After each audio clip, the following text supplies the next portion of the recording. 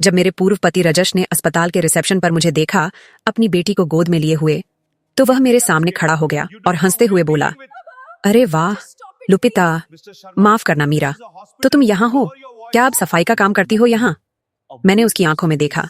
18 साल बाद, 18 साल उस आवाज को सुने हुए जो कभी मेरे सपनों की थी, लेकिन अब सिर्फ एक पुरानी याद थी। मेरा खून जम गया, लेकिन मैं रोई नहीं। मैंने उसे सीधे देखा और कहा, मैं किसी का इंतजार कर रही हूँ। वह और करीब आया। उसकी सांसों से शराब की बदबू आ रही थी। किसका इंतजार? उस बेटे का जो तुमने पाला? उसने थोड़ा रुककर पूछा। वैसे बताओ, वह अभी भी जिंदा है? वो तुम्हारा वो खराब बेटा? मुझे हमेशा लगा था कि प्रकृति खुद ही अपना काम कर देगी। उसके शब्द रिसेप्शन में गूंज गए। कुछ लोगों ने अपनी नजरें उठाई, चौंक कर। इतनी क्रूरता सुनकर सब हैरान थे। मैंने धीरे से वह पुरानी पत्रिका बंद की जो मेरी गोद में थी और उसे अपनी जांघों पर रख दिया। मैंने उसकी आंखों में देखा। मुझे न गुस्सा था, न नफरत, बस एक शांत यकीन था। यकीन कि यह आदमी अपनी जिंदगी का सबसे बड़ा सबक पाने वाला है। लेकिन इससे पहले कि मैं आपको बताऊं कि उस अस्पताल में क्या हुआ, मुझे आपको समय में पीछे ले जाना होगा। आपको वो मीरा दिखानी होगी जो 25 साल पहले थी। वह कमजोर औरत जिसने इस आदमी के वादों पर विश्वास किया था, जिसने उसका हाथ पकड़ा था जब उसने हमेशा का प्यार करने की कसम खाई थी, जो अपने गर्भ में अपने बच्चे को लिए सोच रही थी कि वह एक परिवार बना रही है। मेरा नाम मीरा अय्यर है। मैं 52 साल की हूँ। आज मैं मुंबई के बांद्रा वेस्ट में लीलावती अस्पताल में रिसेप्शनिस्ट हूँ। लेकिन कभी मैं नासिक की एक प्राइमरी स्कूल टीचर थी। मेरी जिंदगी साधारण थी, खुशहाल थी, जब तक रजश मेरी जिंदगी में नहीं आया। मैंने रजश से मिला था जब मैं 26 साल की थी। मैं एक अकाउंटिंग ऑफिस में सेक्रेटरी थी और वह नया कमर्शियल मैनेजर था, मुंबई से आया हुआ। उसके पास बड़े बड़े सपने थे, चिकनी चुपड़ी बातें थीं। वह विदेश यात्राओं की, महंगी कारों की, बड़े रेस्टोरेंट की बातें करता था। मेरे जैसी छोटे शहर की लड़की के लिए, जो कभी राज्य से बाहर नहीं गई थी, यह सब किसी फिल्म जैसा लगता था। उसने मुझे इस तरह से प्रपोज किया जैसा मैंने कभी सोचा नहीं था। ऑफिस में फूल, महंगे रेस्टोरेंट में डिनर, एक रानी जैसी जिंदगी के वादे। वह कहता था कि मैं खास हूं, दूसरी लड़कियों से अलग हूं। मैं दुनिया की सबसे खुशकिस्मत औरत महसूस करती थी। हमने 6 महीने की डेटिंग के बाद शादी कर ली। शादी बहुत बड़ी थी, 200 से ज्यादा मेहमान, एक हॉल जो इंपोर्टेड फूलों से भरा था जिसकी कीमत बहुत थी। मैंने एक सफेद लहंगा पहना था जिसकी दुपट्टा 3 मीटर लंबा था। उस दिन की फोटो में मेरी मुस्कान असली थी। मेरी आंखों में उम्मीद चमक रही थी। मुझे सच में लगा था कि मुझे अपनी जिंदगी का प्यार मिल गया है। पहले कुछ महीने ठीक थे। रजश बहुत काम करता था, अच्छी कमाई करता था और मैंने अपनी नौकरी छोड़ दी क्योंकि उसने कहा था। उसका कहना था कि उसकी पत्नी को काम करने की जरूरत नहीं, कि यह उसकी नाकामी का संकेत होगा। उस समय मुझे यह रोमांटिक लगा, लेकिन बाद में मुझे समझ आया कि यह सिर्फ कंट्रोल था। वह चाहता था कि मैं पूरी तरह से उस पर निर्भर रहूं। गर्भावस्था हमारी शादी के दूसरे साल आई। जब मैंने प्रेगनेंसी टेस्ट किया और उसमें 2 गुलाबी लाइनें देखीं, तो मैं खुशी से रो पड़ी। मैं रजश को बताने के लिए दौड़ी जो काम से घर आया था। उसने मुझे हवा में उठा लिया और चिल्लाया, हमें एक बेटा होने वाला है, मेरा वारिस। वह पहले से ही बात कर रहा था कि वह बच्चे को फुटबॉल सिखाएगा, सबसे अच्छे स्कूल में डालेगा, एक चैंपियन बनाएगा। गर्भावस्था के महीने तीव्र थे। रजश हर चीज को कंट्रोल करता था। मैं क्या खाती हूँ, कितना वजन बढ़ता है, क्या सही एक्सरसाइज कर रही हूँ। वह गर्भावस्था और बाल विकास पर किताबें खरीदता था। वह हर डॉक्टर की अपॉइंटमेंट पर जाना चाहता था। वह हर डिटेल को कंट्रोल करना चाहता था। मुझे लगता था कि यह चिंता है, कि वह एक समर्पित पिता बन रहा है। मुझे एहसास नहीं था कि यह परफेक्शन का जुनून था। मुझे वह आखिरी कंसल्टेशन साफ याद है, प्रसव से पहले। डॉक्टर ने एक रूटीन अल्ट्रासाउंड किया और स्क्रीन को सामान्य से अधिक समय तक देखता रहा। उसने एक और सहयोगी को बुलाया देखने के लिए। वे धीरे से बात कर रहे थे, इमेज में कुछ इशारा कर रहे थे जो मुझे समझ नहीं आ रहा था। मेरा दिल तेजी से धड़कने लगा। कोई समस्या है डॉक्टर? मैंने कांपती आवाज में पूछा। वह हमारी ओर मुड़ा, उस चेहरे के साथ जो डॉक्टर बुरी खबर देते समय बनाते हैं। हमने कुछ मार्कर पहचाने हैं जो एक जेनेटिक स्थिति का संकेत दे सकते हैं। कुछ भी जो तुरंत बच्चे की जान को खतरे में न डाले, लेकिन यह महत्वपूर्ण है कि आप तैयार रहें। बच्चा सेरेब्रल पाल्सी के साथ पैदा हो सकता है। कमरे में सन्नाटा छा गया। मैंने रजश की ओर देखा, सहारे की तलाश में, उम्मीद करते हुए कि वह मेरा हाथ पकड़ेगा और कहेगा कि सब कुछ ठीक हो जाएगा, कि हम जो भी हो उसका एक साथ सामना करेंगे। लेकिन मैंने उसके चेहरे पर जो देखा, उससे मेरा खून जम गया। वह घृणा थी, गुस्सा था, अस्वीकृति थी। यह गलत होना चाहिए, उसने कहा। कुर्सी से झटके से उठते हुए। दोबारा टेस्ट करो, मेरे साथ ऐसा नहीं हो सकता। डॉक्टर ने समझाने की कोशिश की कि यह सिर्फ एक संभावना है, कि हमें पुष्टि के लिए और अध्ययन की आवश्यकता है कि यदि पुष्टि हो भी जाती है तो सेरेब्रल पाल्सी वाले बच्चे पूर्ण और खुशहाल जीवन जी सकते हैं। रजश ने कुछ नहीं सुना। उसने दरवाजा पटक कर कमरा छोड़ दिया। मैं वहां बैठी रही, अपने पेट पर हाथ रखे, अपने बच्चे को हिलते हुए महसूस करते हुए, और मैं रोने लगी। यह सेरेब्रल पाल्सी का डर नहीं था, यह मेरे पति की प्रतिक्रिया का डर था। मैं रजश को अच्छी तरह जानती थी कि उसके लिए परफेक्शन सब कुछ था, और विशेष जरूरतों वाला बच्चा उसकी परफेक्ट प्लान में फिट नहीं होता। अगले हफ्ते चुप नरक थे। रजश मुझसे मुश्किल से बात करता था। वह घर देर से आता था, शराब और सस्ती परफ्यूम की गंध के साथ। जब मैं बच्चे के बारे में बात करने की कोशिश करती, किसी भी चीज के लिए तैयारी करने की, तो वह मुझे तुरंत रोक देता। मैं इसके बारे में बात नहीं करना चाहता, वह कहता, और अपने ऑफिस में बंद हो जाता। मैंने एक मंगलवार दोपहर को बच्चे को जन्म दिया। यह तेज था, तीव्र था, डरावना था। रजश वहां था, लेकिन ऐसा लगता था जैसे उसका दिमाग कहीं और था, जैसे वह कहीं भी और होना पसंद करता। जब डॉक्टर ने मेरे बच्चे को उठाया और मैंने उस मजबूत स्वस्थ रोने को सुना, तो मेरा दिल प्यार से फट गया। ये एक लड़का था, मेरा अर्जुन। नर्स ने उसे जल्दी साफ किया और देखने के लिए मेरे पास लाई। वह खूबसूरत था, अपनी छोटी तिरछी आंखों के साथ, अपनी छोटी छपट्टी नाक के साथ, वे विशेषता सिलवटें। मुझे पता था इसका क्या मतलब है, लेकिन मुझे परवाह नहीं थी। वह मेरा बेटा था, वह परफेक्ट था, वह मेरा था। हेलो मेरे प्यारे, मैंने उसके माथे को चूमते हुए फुसफुसाया। माँ तुमसे बहुत प्यार करती है। मैंने रजश की ओर देखा, उसके चेहरे पर कम से कम एक चिंगारी देखने की उम्मीद में जो मैं महसूस कर रही थी, लेकिन मैंने जो देखा वह उदासीनता से भी बदतर था। यह घृणा थी। वह हमारे बेटे को देख रहा था जैसे वह कुछ घृणास्पद देख रहा हो। मैं उसे नहीं पालूंगा, उसने धीरे से कहा, लेकिन इतना दृढ़ता से कि मैंने हर शब्द सुना। वह मेरा बेटा नहीं है। नर्सें शर्मिंदगी छिपाने की कोशिश कर रही थीं। उनमें से एक ने अर्जुन को मेरी बाहों से ले लिया, यह कहते हुए कि वह पहली देखभाल करने जा रही है। लेकिन मैं जानती थी कि यह मुझे रजश के साथ एक पल देने के लिए था।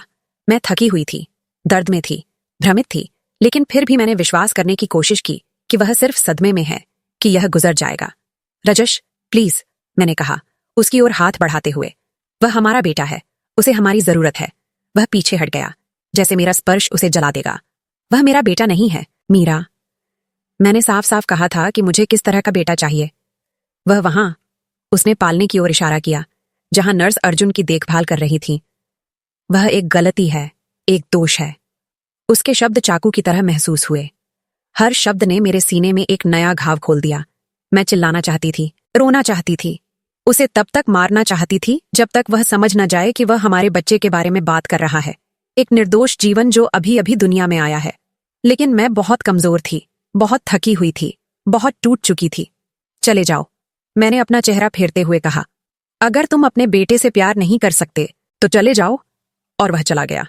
वह उस प्रसव कक्ष से, मैटरनिटी वार्ड से बिना पीछे मुड़े चला गया। मैं वहां अकेली रह गई, चुपचाप रोते हुए, जबकि नर्स मुझे अर्जुन वापस लाई। उसने कुछ नहीं कहा। उसने बिना कुछ कहे मेरे कंधे को दबाया, जैसे कह रही हो, तुम यह कर सकती हो। मैंने उस छोटे चेहरे को देखा, उन आंखों को जो मुश्किल से खुल रही थीं, उन छोटे हाथों को जो बंद हो रहे थे और खुल रहे थे, कुछ पकड़ने की तलाश में। और उस पल मैंने अपनी जिंदगी का सबसे महत्वपूर्ण फैसला लिया। अगर मुझे उस आदमी और इस बच्चे के बीच चुनना है, तो मैं हमेशा अपने बेटे को चुनूंगी। दोस्तों, इससे पहले कि मैं आगे की कहानी सुनाऊं, मुझे एक चीज बताइए कमेंट में। आप किस शहर से यह देख रहे हैं? और क्या आपने कभी किसी को अपनी कीमत साबित करनी पड़ी जब सबने आप पर शक किया? कमेंट करें, लाइक करें, और अगर अभी तक सब्सक्राइब नहीं किया है तो अभी करें। हर हफ्ते मैं ऐसी सच्ची कहानियां लेकर आती हूँ। घर के पहले दिन तबाह कर देने वाले थे। रजश सिर्फ कपड़े निकालने के लिए वापस आया। उसने कहा कि वह अपने काम के पास एक अपार्टमेंट में रहने जा रहा है, कि उसे सोचने के लिए जगह चाहिए। लेकिन हम दोनों जानते थे कि यह अंत था। वह मुझे छोड़ रहा था, क्योंकि बेटा उसके अहंकार के लिए पर्याप्त परफेक्ट नहीं था। तुम अभी के लिए घर में रह सकती हो, उसने बैग भरते हुए कहा। लेकिन यह मत सोचो कि मैं इस बच्चे को हमेशा के लिए पालूंगा। जब तलाक हो जाएगा तो तुम्हें अपने दम पर मेहनत करनी होगी। मैं सोफे पर बैठी थी, अर्जुन को अपनी बाहों में सोया हुआ लिए। मैं उसे जाते हुए देखने के लिए भी नहीं उठी। मैंने बस अपने बच्चे को और कसकर पकड़ लिया और सोचा, हम निकल जाएंगे। मुझे नहीं पता कैसे, लेकिन हम निकल जाएंगे। अगले हफ्तों में वास्तविकता ने मुझे जोर से मारा। मेरे पास कोई नौकरी नहीं थी, कोई बचत नहीं थी जो मायने रखती, कोई परिवार नहीं था जो मदद करता। मेरे माता पिता 5 साल पहले एक सड़क दुर्घटना में मर गए थे और मैं इकलौती संतान थी। रजश का परिवार गायब हो गया जैसे ही उन्हें अर्जुन के बारे में पता चला। उसकी माँ, जो हमारी शादी के समय मेरे साथ इतनी मीठी थी, मेरे फोन का जवाब देना बंद कर दिया। अर्जुन को लगातार चिकित्सा फॉलोअप की आवश्यकता थी। सेरेब्रल पाल्सी वाले बच्चों को दिल की समस्याओं, श्वसन, कान की अधिक जोखिम होता है। उन्हें मांसपेशियों की ताकत पकड़ने के लिए छोटी उम्र से ही फिजिकल थेरेपी की आवश्यकता होती है। भाषण में मदद के लिए स्पीच थेरेपी, विकास को उत्तेजित करने के लिए ऑक्यूपेशनल थेरेपी। यह सब बहुत पैसे का था जो मेरे पास नहीं था। मैंने घर की चीजें बेचना शुरू कर दिया। पहले वे गहने थे जो रजश ने मुझे डेटिंग और शादी के दौरान दिए थे। फिर इलेक्ट्रॉनिक उपकरण, लिविंग रूम का महंगा फर्नीचर, ब्रांडेड कपड़े जो मैंने कभी नहीं पहने। हर रुपया मायने रखता था। हर पैसा यह सुनिश्चित करने के लिए महत्वपूर्ण था कि मेरे बेटे को कुछ भी कमी न हो। तलाक तेज और क्रूर था। रजश ने एक तेज वकील रखा जिसने साबित करने के लिए सब कुछ किया कि मैं एक लापरवाह मां हूं, कि मैंने गर्भावस्था के दौरान बच्चे के स्वास्थ्य के बारे में जानकारी छिपाई थी, कि मैं उससे पैसे निकालने की कोशिश कर रही थी। मेरे पास उतना तेज वकील रखने के लिए पैसे नहीं थे। मैंने उसके ऑफर को स्वीकार कर लिया। घर मेरे पास 2 साल के लिए रहा, लेकिन फिर मुझे इसे बेचना था और उसके साथ पैसे बांटने थे। कोई गुजारा भत्ता नहीं था क्योंकि उसने तर्क दिया कि अर्जुन पैसे का उत्पादक रूप से उपयोग करने में सक्षम नहीं था। जज दुर्भाग्य से कहानी में फंस गया। जब अर्जुन 6 महीने का हुआ तो मुझे काम पर वापस जाना पड़ा। मुझे एक ऑफिस बिल्डिंग में सफाई का काम मिला। शिफ्ट शाम 6 बजे से रात 12 बजे तक की थी। मैं अर्जुन को एक पड़ोसन के पास छोड़ती थी जो उसकी देखभाल के लिए सस्ता चार्ज करती थी। यह आदर्श नहीं था, लेकिन मैं जो कर सकती थी उसके लिए था। मेरी दिनचर्या मारने वाली थी। मैं सुबह 5 बजे अर्जुन के साथ उठती, उसे नहलाती, उसे घर पर वे व्यायाम करवाती जो हेल्थ सेंटर की थेरेपिस्ट ने मुझे सिखाए थे, उसके साथ खेलती, उसे उत्तेजित करती। दोपहर 3 बजे मैं थोड़ी देर सो जाती जब वह भी झपकी लेता। शाम 5:30 बजे मैं उसे पड़ोसन के पास छोड़ती और काम पर चली जाती। मैं आधी रात को लौटती, उसे सोया हुआ उठाती, घर पहुंचती पूरी तरह थकी हुई, लेकिन हमेशा सोने से पहले उसके माथे को चूमती। वीकेंड पर मैं घरों में अतिरिक्त सफाई करती ताकि खर्च पूरा हो सके। अर्जुन स्ट्रॉलर में सोया हुआ मेरे साथ जाता, जबकि मैं फर्श रगड़ती, बाथरूम साफ करती, कपड़े इस्त्री करती। कुछ घर मालकिन शिकायत करती कि बच्चों को काम पर लाना अनप्रोफेशनल है। मैं आंसू निगल लेती और साफ करती रहती क्योंकि मुझे उस पैसे की जरूरत थी। लेकिन आप जानते हैं सबसे अविश्वसनीय बात क्या थी? अर्जुन एक खुश बच्चा था। सभी समस्याओं के बावजूद, इस तथ्य के बावजूद कि वह अपने विकास में धीमा था, वह हमेशा मुस्कुराता था। जब मैं उसे पड़ोसन से लेने पहुंचती तो उसका चेहरा चमक जाता। वह अपनी छोटी बाहों को मेरी ओर फैलाता, उस दांतों वाली मुस्कान के साथ जो मेरा दिल पिघला देती। उन क्षणों में मैं जानती थी कि हर मेहनत इसके लायक है। जब वह 1 साल का हुआ तो उसने प्रगति दिखानी शुरू की जो मुझे विश्वास नहीं हो रहा था। थेरेपिस्ट कहती थी कि वह बहुत अच्छा विकास कर रहा है, कि शुरुआती उत्तेजना काम कर रही है। उसने अकेले बैठना शुरू किया, फिर रेंगना। मैं हर नई चीज से इमोशनल होकर रोती। उस समय के दौरान मैंने डॉ. प्रिया से मुलाकात की, एक बाल विकास विशेषज्ञ जिन्होंने पड़ोस के हेल्थ सेंटर में परामर्श देना शुरू किया। उन्होंने एक रूटीन जांच में अर्जुन की जांच की और इस बात से प्रभावित रह गईं कि वह कितना चौकन्ना था, कैसे वह सब कुछ पर प्रतिक्रिया करता था। क्या आप घर पर उसे उत्तेजित करती हैं श्रीमती अय्यर? उन्होंने पूछा। मैं वह सब कुछ करती हूं जो थेरेपिस्ट ने मुझे सिखाया, मैंने जवाब दिया। मैं उससे बहुत बात करती हूँ, कहानियां पढ़ती हूँ, भले ही वह छोटा है, उसे अलग अलग संगीत सुनाती हूँ, उसे रंग बनावट सिखाती हूँ। वह मुस्कुराई। ऐसे ही जारी रखें, अर्जुन में बहुत बड़ी संभावना है। सेरेब्रल पाल्सी वाले बच्चे लोगों के सोचने से कहीं अधिक हासिल कर सकते हैं, खासकर जब उन्हें छोटी उम्र से मेहनत मिलती है। उन शब्दों ने मुझे हवा दी। मैंने बाल विकास, उत्तेजना के तरीकों, विशेष शिक्षा के बारे में जो कुछ भी हो सकता था उसकी खोज शुरू कर दी। मैं अपने खाली दिनों में पब्लिक लाइब्रेरी जाती और घंटों पढ़ती, नोट लेती, सीखती। मैं सबसे अच्छी मां बनने वाली थी जो उस बच्चे को मिल सकती थी, भले ही मुझे पूरे दिन की थकान के बाद सुबह तक पढ़ना पड़े। अर्जुन ने 2 साल की उम्र में बात करना शुरू किया। पहले शब्द सरल थे, माँ, पानी। जब वह कुत्ता देखता तो भौं भौं, लेकिन मेरे लिए हर शब्द एक स्मारकीय जीत था। मैं इसे अपने पुराने फोन से रिकॉर्ड करती ताकि हमेशा देख सकूं और याद रख सकूं कि हम आगे जा रहे थे। 3 साल की उम्र में स्कूल के बारे में सोचने का समय आया। प्राइवेट स्कूल बर्दाश्त के बाहर थे और क्षेत्र के सरकारी स्कूलों में समावेश के लिए संरचना नहीं थी। मैंने दर्जनों दरवाजे खटखटाए, बहुत सारे प्रिंसिपलों से बात की। कुछ ईमानदार थे और कहा कि वे नहीं जानते कि विशेष बच्चों के साथ कैसे व्यवहार किया जाए। अन्य ने नामांकन स्वीकार न करने के लिए केवल नौकरशाही बहाने बनाए। तभी मैंने शिक्षिका लता से मुलाकात की, पड़ोस की कॉलोनी में एक छोटे प्राइमरी स्कूल की प्रिंसिपल। उन्होंने मेरी कहानी सुनी, अर्जुन को उनके ऑफिस में ब्लॉक्स के साथ खेलते देखा और कहा, हम यहाँ आपके बेटे को स्वीकार करते हैं। हमें सेरेब्रल पाल्सी का अनुभव नहीं है, लेकिन हम एक साथ सीखते हैं। और उन्होंने सीखा। शिक्षिका लता ने अध्ययन किया, स्टाफ को प्रशिक्षित किया, सामग्री अनुकूलित की। अर्जुन उस जगह में खिल गया। बेशक समस्याएं थीं। कुछ बच्चों ने बुरी टिप्पणियां की, कुछ माता पिता ने शिकायत की कि वह वहां है, लेकिन स्कूल मजबूत रहा। स्कूल में ही उन्होंने अर्जुन में कुछ असाधारण देखना शुरू किया। उसके पास एक शानदार फोटोग्राफिक मेमोरी थी। 4 साल की उम्र में वह किताबें पूरी याद कर लेता था 2 या 3 बार सुनने के बाद। 5 साल की उम्र में वह देश की सभी राजधानियां, सभी राज्य, झंडे, राष्ट्रगान जानता था। विज्ञान की शिक्षिका हैरान रह गईं जब उसने जल चक्र को उन विवरणों के साथ समझाया जो उसकी उम्र के बच्चे नहीं समझते। लुपिता। शिक्षिका लता ने मुझे एक मीटिंग के लिए बुलाया जब अर्जुन किंडरगार्टन खत्म कर रहा था। आपका बेटा उच्च क्षमताओं वाला है, वह प्रतिभाशाली है। मैंने भ्रमित होकर पलकें झपकाईं। कैसे? उसे सेरेब्रल पाल्सी है। मुझे लगा यह दुर्लभ है, लेकिन संभव है, उन्होंने समझाया। इसे दोहरी असाधारणता कहा जाता है। अर्जुन के पास एक जेनेटिक स्थिति है जो कुछ क्षेत्रों को प्रभावित करती है, लेकिन साथ ही अन्य में औसत से बहुत ऊपर की बुद्धि है, विशेष रूप से स्मृति, तर्क और विज्ञान में रुचि। उस खुलासे ने पूरी तरह से बदल दिया कि मैं अर्जुन के भविष्य को कैसे देखती थी। वह केवल एक विशेष जरूरतों वाला बच्चा नहीं था जिसे मुझे जीवित रहने में मदद करनी थी। वह एक शानदार बच्चा था जिसमें बहुत बड़ी संभावना थी, जिसे मुझे पोषित करना था। मैंने अधिक उन्नत शैक्षिक सामग्री की तलाश शुरू की। मैं पुराने बुक स्टोर्स, जाति विज्ञान, जीव विज्ञान, शरीर रचना विज्ञान की इस्तेमाल की गई किताबें खरीदने के लिए। अर्जुन सब कुछ निगल जाता। 6 साल की उम्र में वह शरीर की सभी हड्डियों के नाम जानता था। 7 साल की उम्र में वह भौतिकी और रसायन विज्ञान की बुनियादी बातें समझता था। 8 साल की उम्र में वह पहले से ही कह रहा था कि वह डॉक्टर बनना चाहता है। मैं लोगों की मदद करना चाहता हूं, माँ, वह उस आवाज में कहता जिसे अभी भी कुछ अक्षरों का उच्चारण करने में कठिनाई होती थी, लेकिन दृढ़ और सुरक्षित। मैं लोगों को ठीक करना चाहता हूं। मैं उस छोटे बच्चे को देखती, सेरेब्रल पाल्सी की उसकी विशेषताओं के साथ, उसकी मोटर सीमाओं के साथ, उसके भाषण के साथ, जिसे अभी भी थेरेपी की आवश्यकता थी, और मैं एक विशालकाय देखती थी। मैं एक ऐसे बच्चे को देखती जो किसी भी चीज को उसके सपनों से परे परिभाषित नहीं होने देता। प्राइमरी स्कूल में प्रवेश एक और चुनौती थी।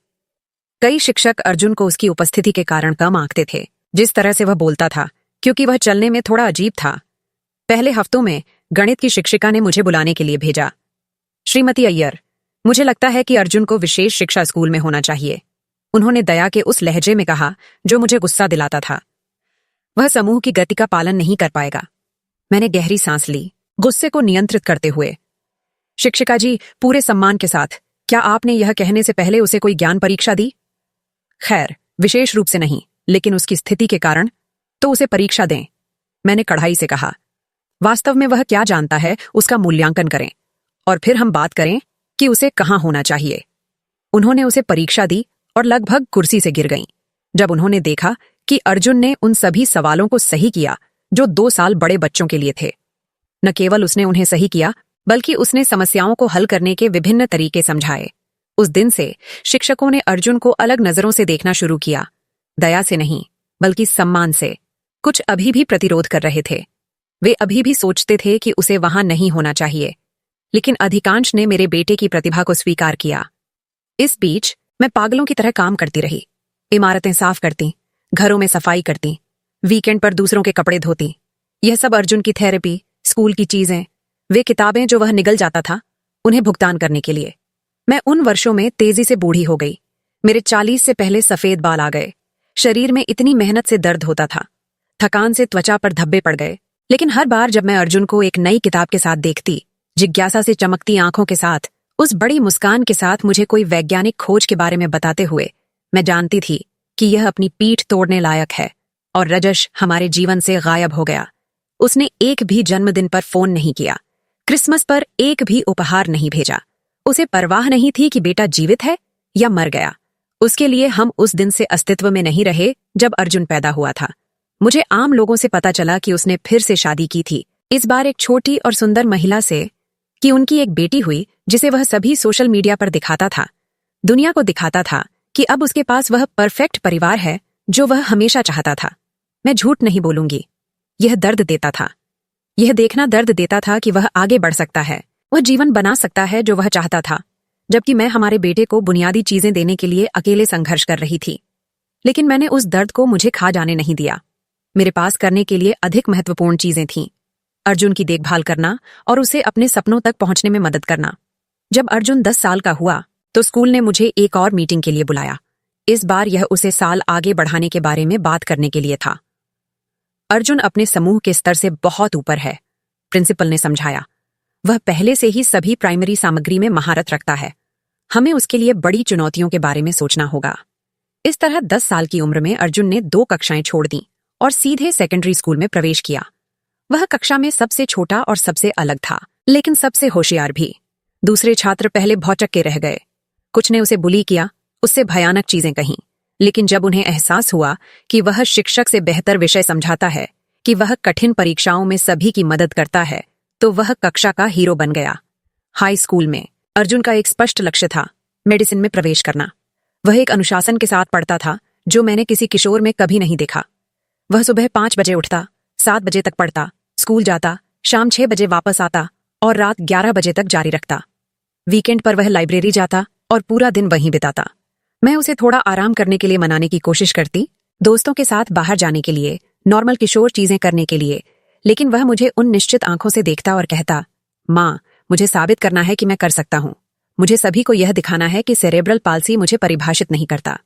यूनिवर्सिटी की प्रवेश परीक्षा एक लड़ाई थी, इसलिए नहीं कि अर्जुन शैक्षणिक रूप से नहीं कर सकता था, वह पूरी तरह से सक्षम था, बल्कि इसलिए कि दुनिया अभी भी सेरेब्रल पाल्सी वाले डॉक्टर को स्वीकार करने के लिए तैयार नहीं थी। हमें अच्छे इरादों वाले काउंसलर्स से फोन आए जो कहते थे कि मैं लड़के को भ्रम दे रही हूं, कि मेडिसिन उसके जैसे किसी के लिए असंभव है, कि मुझे उसे उसकी सीमाओं के लिए अधिक उपयुक्त कुछ खोजने के लिए प्रोत्साहित करना चाहिए। मैं सब कुछ चुपचाप सुनती और फिर अर्जुन को रसोई की मेज पर पढ़ते हुए देखती, जीव विज्ञान और रसायन विज्ञान की किताबों से घिरा हुआ, और सोचती कि वे अपनी सीमाओं के साथ जहन्नुम में जाएं जो वे उस पर लगाना चाहते हैं। परीक्षा के दिन मैं उसे यूनिवर्सिटी के दरवाजे तक ले गई। वह घबराया हुआ था, ठंडा पसीना बहा रहा था, लेकिन दृढ़ था। मैं कर सकता हूं माँ, उसने कहा, अपने लिए उतना ही जितना मेरे लिए। मैं यह हासिल करूंगा। और उसने किया। जब परिणाम आए और उसका नाम स्वीकृत की सूची में दिखाई दिया, तो मैं जमीन पर घुटनों के बल गिर गई और कभी की तरह रोई। यह उदासी या थकान का रोना नहीं था, यह कृतज्ञता, गर्व, जीत का रोना था।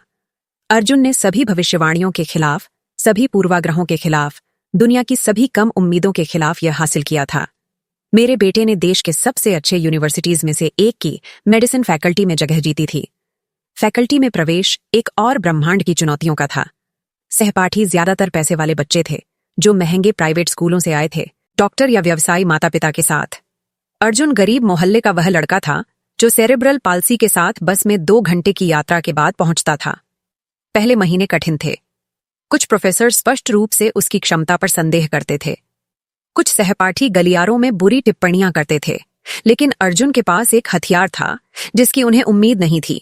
वह उन सभी से बेहतर था। पहले सेमेस्टर की परीक्षाओं में उसने समूह के सबसे अधिक अंक प्राप्त किए। प्रेजेंटेशन में उसने इतना गहरा ज्ञान प्रदर्शित किया कि डॉक्टरों को भी आश्चर्य हुआ। क्लिनिकल केस की चर्चाओं में वह हमेशा सही निदान देने वाला पहला था। 1 साल में वह सेरेब्रल पाल्सी वाले लड़के से कक्षा के जीनियस में बदल गया। वही सहपाठी जो शुरुआत में मजाक उड़ाते थे, अब उससे पढ़ने के लिए मदद मांगते थे। वही प्रोफेसर जो संदेह करते थे, अब उसे अनुसंधान परियोजनाओं में आमंत्रित करते थे। मैं उसके खर्चों में मदद के लिए कड़ी मेहनत करती रही। यूनिवर्सिटी सरकारी थी, लेकिन किताबों, सामग्री, यात्रा का खर्च था। अर्जुन को छात्रवृत्ति मिली, लेकिन फिर भी हम तंग थे। मैं सफाई करती, बुजुर्गों की देखभाल करती, कोई भी ईमानदार काम जो मिलता। मेरा शरीर अब 20 साल पहले की गति बर्दाश्त नहीं करता था। भारी सफाई से, गठिया से मेरे हाथ सूजे रहते थे। पीठ मुझे मार रही थी। मैं रोज दर्द की गोलियां लेती, सिर्फ काम करने के लिए, लेकिन अपने बेटे को उसके सफेद कोट के साथ गले में स्टेथोस्कोप लटकाए देखना किसी भी दर्द को सार्थक बना देता था। तीसरे साल में अर्जुन ने पीडियाट्रिक्स में विशेषज्ञता का फैसला किया। मैं मेरे जैसे बच्चों की देखभाल करना चाहता हूं मां, उसने समझाया। मैं चाहता हूं कि वे जानें कि वे बिना किसी निदान के कुछ भी बन सकते हैं। तभी उसने लीलावती अस्पताल में अपनी प्रैक्टिस शुरू की, शहर का सबसे महत्वपूर्ण अस्पताल। वह आखिरी साल में था जब उन्होंने उसे वहीं पीडियाट्रिक्स में रेजिडेंसी करने का प्रस्ताव दिया, जेनेटिक्स और विकास पर ध्यान केंद्रित करते हुए। यह राज्य का सबसे अच्छा रेजिडेंसी प्रोग्राम है, उसने उत्साहित होकर मुझे बताया। अगर मैं प्रवेश पा लेता हूं तो मैं बिल्कुल उसी में विशेषज्ञता प्राप्त कर सकूंगा जो मैं चाहता हूं। उसने रेजिडेंसी परीक्षा में पहला स्थान पास किया, 200 से अधिक उम्मीदवारों में पहला स्थान। जिस बच्चे को उसके अपने पिता ने सेरेब्रल पाल्सी होने के कारण अस्वीकार कर दिया था, वह अब जनरल अस्पताल का सबसे शानदार रेजिडेंट डॉक्टर था। जब उसे नाम के साथ कढ़ाई किया हुआ कोट मिला, डॉ. अर्जुन अय्यर, पीडियाट्रिक्स रेजिडेंट, मैं फिर से रोई। 24 साल के संघर्ष, त्याग, बिना सोए रातों, भारी काम का सब कुछ सार्थक था। मेरा बेटा डॉक्टर बन गया था और वह कोई भी डॉक्टर नहीं था। रेजिडेंसी के केवल 2 साल के साथ वह पहले से ही अस्पताल के सबसे शानदार दिमागों में से एक के रूप में पहचाना गया था। उसने महत्वपूर्ण वैज्ञानिक पत्रिकाओं में लेख प्रकाशित किए, राष्ट्रीय सम्मेलनों में वार्ता दी। उसे जेनेटिक अनुसंधान टीम का हिस्सा बनने के लिए आमंत्रित किया गया। 26 साल की उम्र में उसे पीडियाट्रिक क्षेत्र के चीफ रेजिडेंट के रूप में पदोन्नत किया गया। वह लड़का जिसके बारे में दुनिया ने कहा था कि वह कुछ भी हासिल नहीं करेगा, अब 15 डॉक्टरों की एक टीम को निर्देश दे रहा था। सभी उससे बड़े, सभी नॉर्मल, सभी उसे सम्मान और प्रशंसा के साथ देख रहे थे। उस समय के दौरान वह मुझे एक घर खरीदने पर जोर दे रहा था। बस हो गया किराए पर रहना मां, उसने गंभीरता से कहा। आपने अपना पूरा जीवन मेरे लिए काम किया, अब मेरी बारी है आपकी देखभाल करने की। मैंने मना करने की कोशिश की। मैंने उससे कहा कि बचत करे, अपने भविष्य में निवेश करे, लेकिन अर्जुन ने कोई ना नहीं स्वीकार किया। उसने एक साधारण लेकिन आरामदायक घर खरीदा, एक शांत कॉलोनी में। इसे पूरी तरह से सुसज्जित किया और मुझे काम छोड़ने के लिए मजबूर किया। आपके फर्श रगड़ने के दिन खत्म हो गए मां, उसने कहा, मेरे गट्ठेदार हाथों को अपने हाथों के बीच पकड़ते हुए। अब आप आराम करने जा रही हैं, अपने स्वास्थ्य का ध्यान रखने जा रही हैं, जीवन का आनंद लेने जा रही हैं। मेरे 50 के दशक में पहली बार अर्जुन के जन्म के बाद से मुझे पैसे की चिंता नहीं करनी पड़ी। मुझे भोर में उठकर बस पकड़ने की जरूरत नहीं थी। मुझे तब तक फर्श रगड़ने की जरूरत नहीं थी जब तक कि मेरी पीठ चिल्लाती। मैं बस मां हो सकती थी, बिना पिता, मां, प्रदाता और थेरेपिस्ट एक साथ होने के। मेरी नई दिनचर्या, बिना अलार्म के जागना, शांति से नाश्ता करना, पार्क में टहलना, चर्च की शिल्प कक्षाओं में जाना थी। सरल चीजें जो मुझे कभी करने का समय नहीं मिला। अर्जुन लगातार चिकित्सा जांच के लिए मुझे ले जाने पर जोर देता। मेरे स्वास्थ्य के हर विवरण की देखभाल उसी लगन से करता जैसे वह अपने मरीजों की करता। यही तरीका था कि हमने पता लगाया कि मुझे उच्च रक्तचाप, टाइप 2 डायबिटीज और ऑस्टियोपोरोसिस की शुरुआत थी। वर्षों के तनाव और मेहनत का बिल। अर्जुन ने एक पूर्ण उपचार योजना बनाई, सबसे अच्छे विशेषज्ञों को सावधानी से चुना, व्यक्तिगत रूप से हर अध्ययन की समीक्षा की। आपने अपना पूरा जीवन मेरी देखभाल की, वह कहता, अब मुझे आपकी देखभाल करने दें। और इस तरह साल बीतते गए। मैं एक जीवन के संघर्ष से उबर रही थी, वह एक शानदार करियर बना रहा था। आखिरकार हम शांति में थे। आखिरकार हम उस उत्तरजीविता के भार के बिना सांस ले सकते थे जो हमें कुचल रहा था। रजश अतीत का एक भूत बना रहा, 18 साल बिना एक शब्द के, जीवन के संकेत के बिना। उस मंगलवार की सुबह तक जनरल अस्पताल में मैं वहां थी क्योंकि अर्जुन ने मुझसे उसके मेडिकल इंश्योरेंस के कुछ कागजात पर हस्ताक्षर करने के लिए आने को कहा था, जहां उसने मुझे लाभार्थी के रूप में रखा था। मैं जल्दी पहुंची, नंबर लिया और इंतजार करने के लिए बैठ गई। मैं एक पत्रिका देख रही थी जब मैंने प्रवेश द्वार पर हंगामा सुना। एक बुजुर्ग आदमी ऑटोमेटिक दरवाजे से दौड़ता हुआ आया, एक किशोरी को गोद में लिए हुए। वह मदद के लिए चिल्ला रहा था। वह हताश था। मैंने अपनी नजर उठाई और मेरा दिल रुक गया। हालांकि बूढ़ा, पतला, झुका हुआ, मैंने उस चेहरे को पहचान लिया। यह रजश था। उसने मुझे पहली बार में नहीं देखा। वह लड़की को देखने पर बहुत केंद्रित था, लेकिन जब नर्सों ने लड़की को इमरजेंसी में ले जाया तो वह मुड़ा और हमारी नजरें टकराईं। मैंने उसके चेहरे पर सदमा देखा, देर से पहचान, और फिर वह मुस्कान जो मुझे भी याद थी।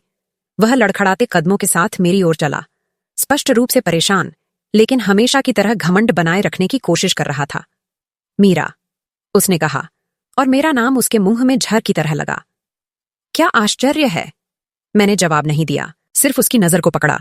वह बूढ़ा था, 18 साल से कहीं अधिक बूढ़ा, सफेद बाल, लटका और धब्बेदार त्वचा।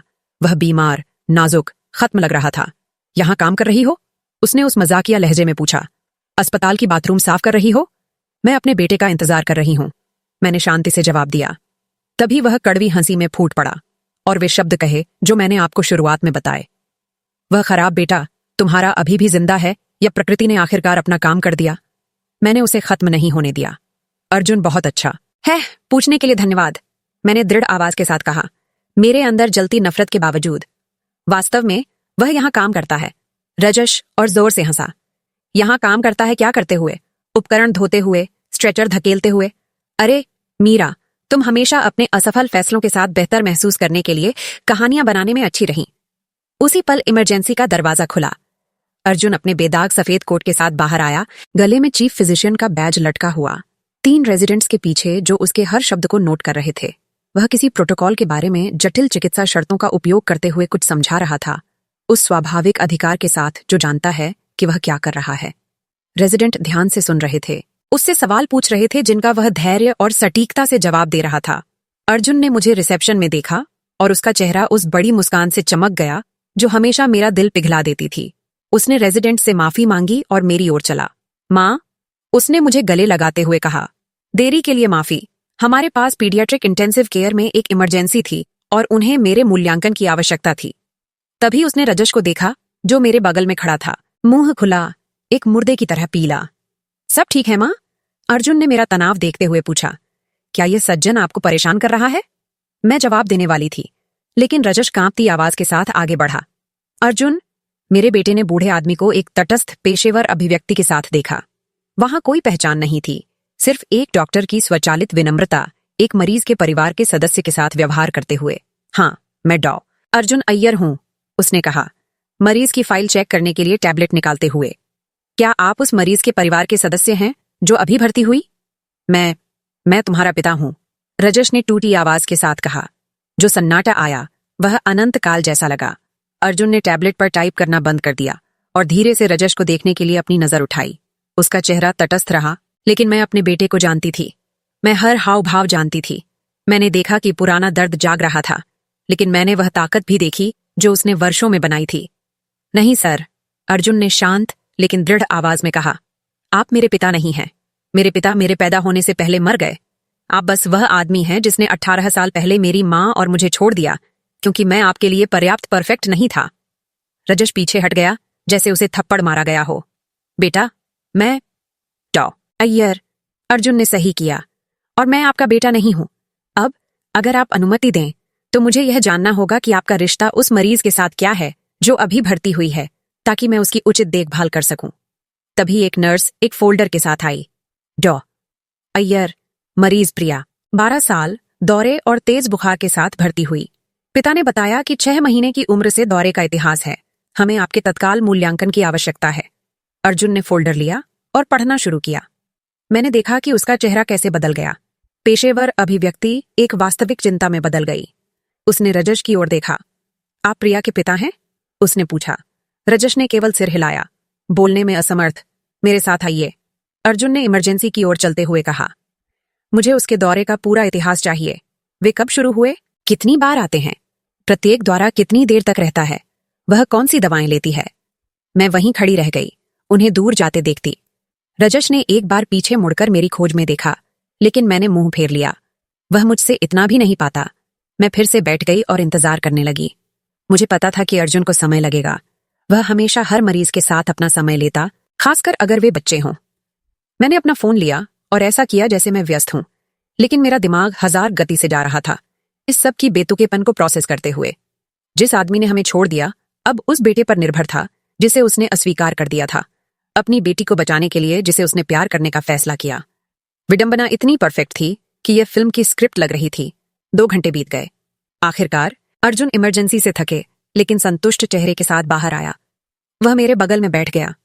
कैसी हो, उसने धीरे से पूछा। मुझे तुमसे यह पूछना चाहिए, मैंने उसका हाथ पकड़ते हुए जवाब दिया। उसने गहरी सांस ली। प्रिया स्थिर है, यह एक संक्रमण के कारण बुखार से दौरे का संकट था। मैंने एंटीबायोटिक्स और एंटीकन्वल्सेंट्स लिख दिए। वह कुछ दिनों तक अवलोकन में भर्ती रहेगी। और वह? मैंने बिना नाम लिए पूछा। वह हताश है, अर्जुन ने कहा। उसकी बेटी को गंभीर एपिलेप्सी है।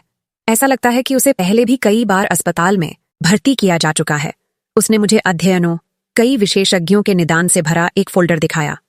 ऐसा लगता है कि किसी भी डॉक्टर ने पूरी तरह से संकटों को नियंत्रित नहीं किया है। मुझे नहीं पता था कि क्या महसूस करूं। मेरा एक हिस्सा संतुष्टि महसूस करना चाहता था, इसे दैवीय न्याय के रूप में देखना चाहता था। वह आदमी जिसने एक बेटे को जेनेटिक्स के कारण अस्वीकार कर दिया, अब एक गंभीर न्यूरोलॉजिकल समस्या वाली बेटी है। लेकिन मेरा बड़ा हिस्सा, जिसे अर्जुन ने मुझे वर्षों में देखभाल करना सिखाया था, केवल एक निर्दोष लड़की के लिए दुख महसूस कर रहा था जो पीड़ित थी। तुम क्या करोगे? मैंने पूछा। मेरा काम, उसने सरल उत्तर दिया। मैं प्रिया की सर्वोत्तम संभव देखभाल करने जा रहा हूं। उसकी गलती नहीं है कि उसके पिता कौन हैं, और मैं इसीलिए डॉक्टर नहीं बना कि पुरानी नफरतों के आधार पर यह चुनूं कि किसकी मदद करूं। मेरा बेटा हमेशा इतना ईमानदार, हमेशा हम में से किसी भी एक से बेहतर। अगले दिनों में प्रिया भर्ती रही और अर्जुन व्यक्तिगत रूप से केस संभाल रहा था। उसने अध्ययनों की एक पूरी बैटरी मांगी, अन्य विशेषज्ञों से परामर्श किया, सभी इतिहास की समीक्षा की। मैं जानती थी कि वह यह रजश के लिए नहीं, बल्कि उसके बावजूद कर रहा था। रजश ने अर्जुन के पास कई बार पहुंचने की कोशिश की, उसे गलियारों में इंतजार करता, चिकित्सा से परे बातचीत निकालने की कोशिश करता। लेकिन अर्जुन ने एक निर्दोष पेशेवर दूरी बनाए रखी, उपचार के बारे में आवश्यक जवाब दिया, और बस चौथे दिन अर्जुन ने एक महत्वपूर्ण खोज की। वह प्रिया के पुराने अध्ययनों की समीक्षा कर रहा था जब उसने कुछ देखा जो अन्य डॉक्टरों से छूट गया था। माँ, उसने उस दोपहर मुझे उत्साहित आवाज के साथ फोन किया। मुझे लगता है कि मैंने प्रिया के दौरे के मूल कारण का पता लगा लिया है। उसके टेम्पोरल लोब में एक छोटी सी विकृति है जो दूसरों ने नहीं देखी, क्योंकि यह केवल एक विशिष्ट प्रकार के एमआरआई में दिखाई देती है। अगर मैं सही हूं तो एक सर्जरी है जो उसके संकटों को पूरी तरह से खत्म कर सकती है। यह बहुत बढ़िया है, मैंने कहा। क्या तुम उसे यह बताओगे? एक ठहराव था। हाँ, क्योंकि यह सही है। उस रात अर्जुन ने रजश को अपनी कंसल्टिंग रूम में बुलाया। मैं वहां नहीं थी, लेकिन अर्जुन ने मुझे बाद में बताया। उसने उसे अध्ययन दिखाए, खोज समझाई, ऑपरेशन और सफलता की संभावनाओं का विवरण दिया। रजश ने सब कुछ चुपचाप सुना, आंसू बहाते हुए। जब अर्जुन खत्म हुआ तो रजश ने बस कहा, क्यों क्यों तुम यह कर रहे हो? हमने तुम्हारे और तुम्हारी माँ के साथ जो कुछ किया उसके बाद तुम्हें मेरी बेटी की मदद करने की परवाह क्यों है? अर्जुन ने मुझे बताया कि वह एक पल के लिए चुप रहा, शब्दों की तलाश में। फिर उसने कहा, क्योंकि मैं आप नहीं हूं। आपने एक जेनेटिक स्थिति के कारण एक बेटे को छोड़ दिया। मैं उसके पिता कौन है इसके लिए एक मरीज को नहीं छोड़ूंगा। प्रिया सर्वोत्तम उपचार की हकदार है और मैं उसे देने जा रहा हूं। आपके लिए नहीं, बल्कि उसके लिए। रजश ने और कहने की कोशिश की, माफी मांगी, लेकिन अर्जुन ने उसे रोकते हुए हाथ उठाया। श्री रजश, मैं समझता हूं कि यह मुश्किल है, लेकिन मैं स्पष्ट करना चाहता हूं कि हमारा रिश्ता इस अस्पताल में आपकी बेटी के उपचार के साथ शुरू और खत्म होता है। मुझे आपकी माफी नहीं चाहिए। मैं नहीं चाहता कि आप फिर से जुड़ने की कोशिश करें। मेरे पास एक अद्भुत माँ है जो मेरे लिए पिता और माँ दोनों थीं। मेरा जीवन पूर्ण और खुश है। आप मेरे डीएनए का हिस्सा हैं, लेकिन आप मेरे इतिहास का हिस्सा नहीं हैं। मुझे उम्मीद है कि आप इसका सम्मान कर सकते हैं। प्रिया की सर्जरी अगले सप्ताह के लिए निर्धारित की गई। अर्जुन ऑन परेड नहीं करने वाला था। वह पीडियाट्रिशियन था, न्यूरोसर्जन नहीं, लेकिन वह पूरी टीम का समन्वय करेगा और प्रक्रिया के दौरान पूरी तरह से शामिल रहेगा। मैं ऑपरेशन के दिन अस्पताल गई, रजश को देखने के लिए नहीं, बल्कि अपने बेटे का समर्थन करने के लिए। मुझे पता था कि वह कितना भी पेशेवर क्यों न हो, स्थिति उसे हिला रही थी। मैंने रजश को वेटिंग रूम में अकेला पाया। वह अलग दिख रहा था, अधिक झुका हुआ, अधिक नाजुक, अधिक भयभीत। जब उसने मुझे देखा तो वह धीरे से खड़ा हुआ। मीरा, उसने कर्कश आवाज में कहा, क्या मैं तुमसे बात कर सकता हूं प्लीज? मेरे अस्तित्व के हर रेशे ने उसे भाड़ में जाने के लिए कहा। मुझे पीठ मोड़कर चले जाना चाहता था, जैसा उसने 18 साल पहले किया था। लेकिन मुझे याद आया कि अर्जुन ने उसके जैसा न होने के बारे में क्या कहा था, बेहतर होने के बारे में। मैंने गहरी सांस ली और सिर हिलाया। हम अलग बैठ गए। उसने बोलने से पहले अपने कांपते हाथों को देखा। मुझे नहीं पता कहां से शुरू करूं, उसने कहा। माफी मांगना जो मैंने किया उसके लिए बहुत छोटा लगता है। मैंने जवाब नहीं दिया, सिर्फ इंतजार किया। जब अर्जुन पैदा हुआ तो मैं घबरा गया, उसने जारी रखा। मुझे बस सेरेब्रल पाल्सी दिख रहा था। अंतर, लोग क्या कहेंगे? मैं आगे नहीं देख सका और मैं इतना कायर था कि यह स्वीकार नहीं कर सका कि समस्या मुझ में थी, उसमें नहीं। आप सही हैं, मैंने कहा। माफी काफी नहीं है, उसने रोते हुए सिर हिलाया। मैंने जो सबसे अच्छा मेरे साथ हो सकता था उसे कूड़े में फेंक दिया। प्रिया के साथ मुझे एक दूसरा मौका मिला। मैंने सोचा कि मैं वह पिता बन सकता हूं जो मैं उसके लिए नहीं था। लेकिन जीवन की बहुत काली हास्य की भावना है। प्रिया गंभीर एपिलेप्सी के साथ पैदा हुई और आप जानते हैं कि मेरी पहली प्रतिक्रिया क्या थी? फिर से घबराहट, फिर से डर। मैं लगभग 2 बार वही गलती करने वाला था। लेकिन तुमने नहीं की, मैंने ठंडे स्वर में कहा। नहीं, क्योंकि मेरी पत्नी ने मुझे नहीं करने दिया। उसने मुझसे कहा कि अगर मैं लड़की को छोड़ूंगा तो वह मुझे छोड़ देगी। इसलिए मैं रुक गया।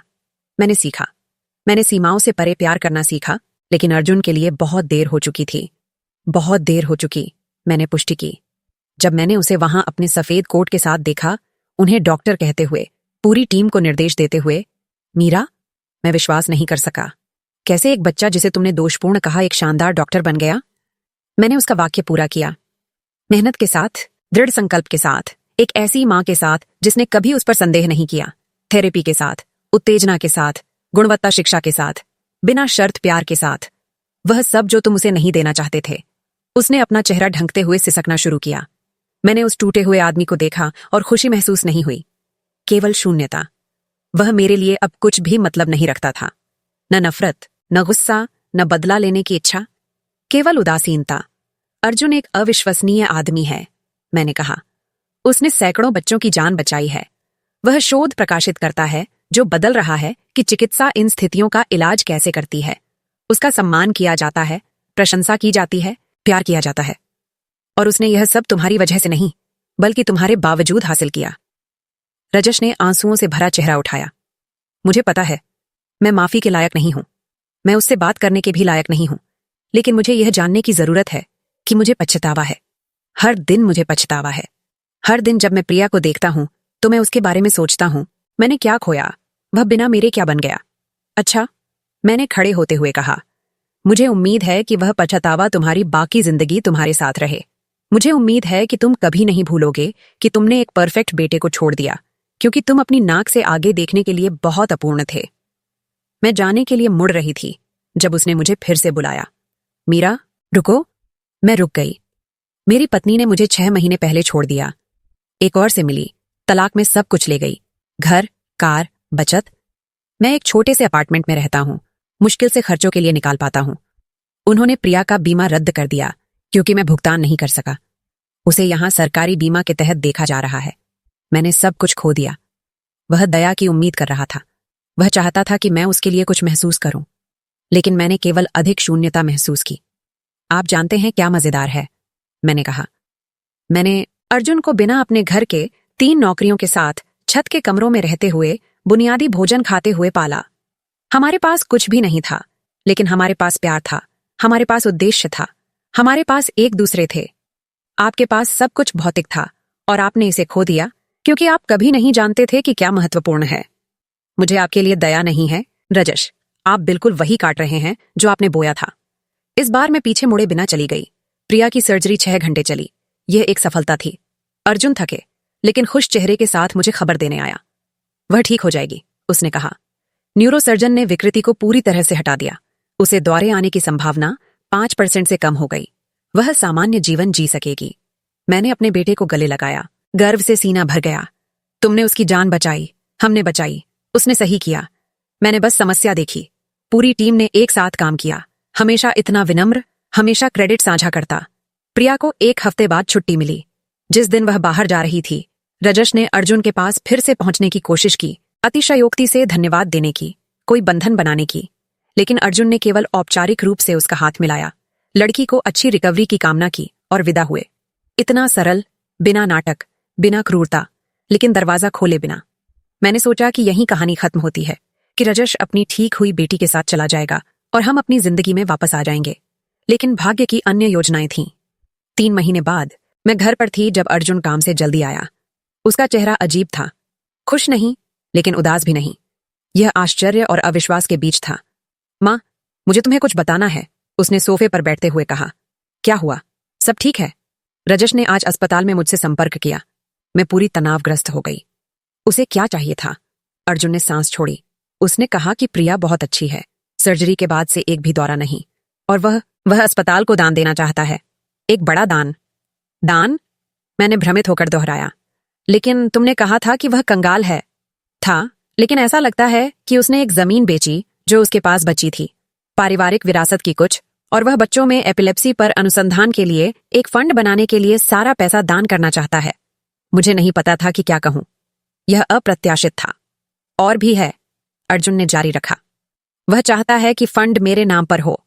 उसने कहा कि वह चाहता है कि यह Arjun Iyer fund for paediatric epilepsy research हो। तुमने स्वीकार किया?